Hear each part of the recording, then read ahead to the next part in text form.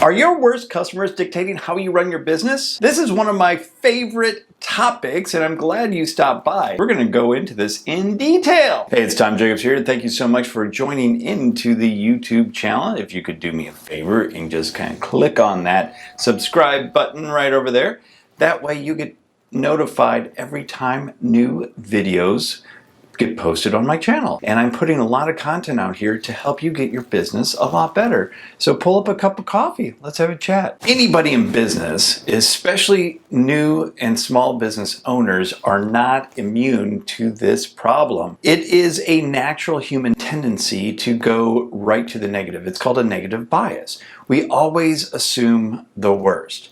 And when we have feedback from that one person that says, oh, I didn't like it when you did this, now everything has to change because of that one piece of feedback. And we tend to ignore the hundreds and hundreds and hundreds of other positive feedback that we get, or in a lot of cases, we don't get feedback at all. And so what stands out is that negative feedback. So let me tell you a little story about what happened to me very recently.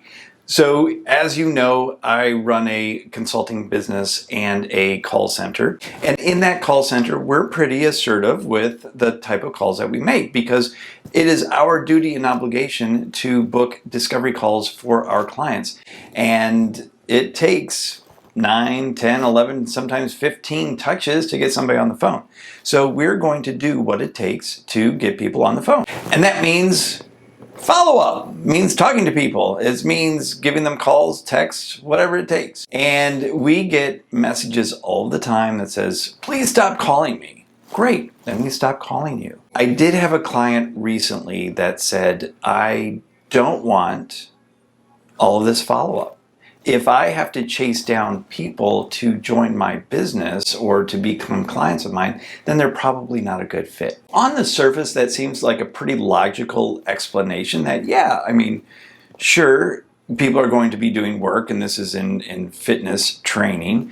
But again, people are a little bit busy these days, or not so busy these days. People in general don't put a high priority on their health and fitness, or their health in general, or responding to somebody that is reaching out to them. Because they don't put a high priority on it doesn't mean that they don't want to be contacted. Now, they reached out in the first place.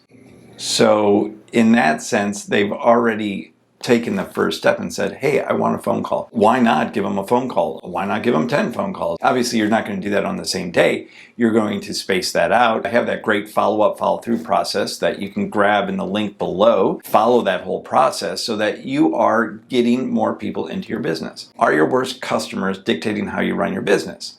This happened to me a lot. You know, I would get one complaint in my fitness business, and all of a sudden I had to change everything based on that one piece of feedback. And that's the key word. It's one piece of feedback. The old saying, the customer is always right, is complete BS. The customer is not always right. Unless that customer is me, then I'm always right. No, I'm just kidding, of course. No, the customer is not always right. They are not in control of your business. Now, it's not to say, oh, Mr. Customer, I'm not going to listen to you at all. It's you're going to listen to it, and then you're going to put it into context of your overall business.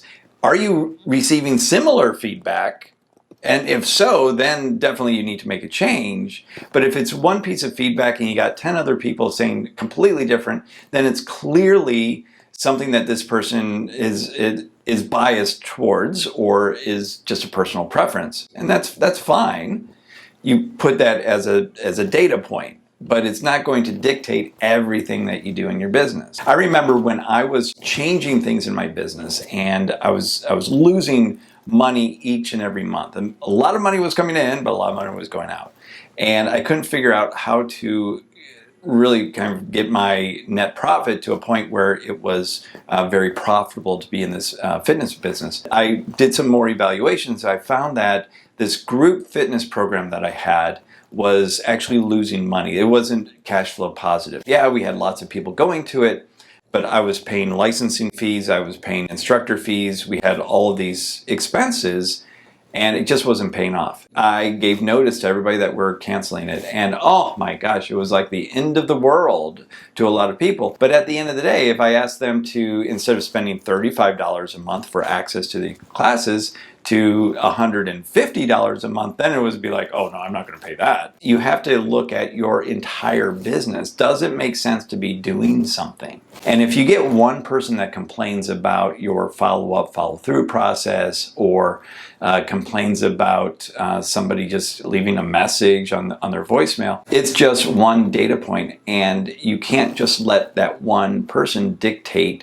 the rest of your business, because maybe, again, they're not a good fit in the first place. One of the big things that I consult with people on is looking at the overall picture of the business, and especially in the follow-up, follow-through process, and looking at what are the numbers, what are the conversions, what's the feedback that we're getting, and we're looking at it as a holistic approach.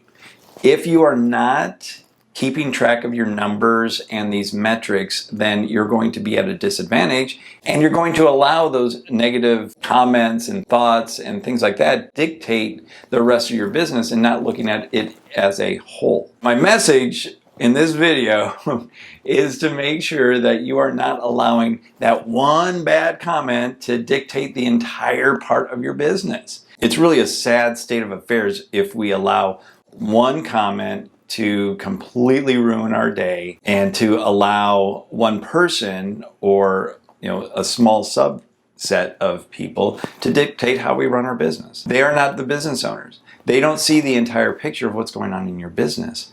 And until they do, maybe they'll make some different comments. Hope this was helpful, and certainly make some comments below. I would be very interested in learning how you are implementing these learnings into your own business. Of course, I have some other videos that I'd love for you to watch. We'll post those right here. Make sure you share this video with anybody that you believe could benefit from this advice, and you have a great day.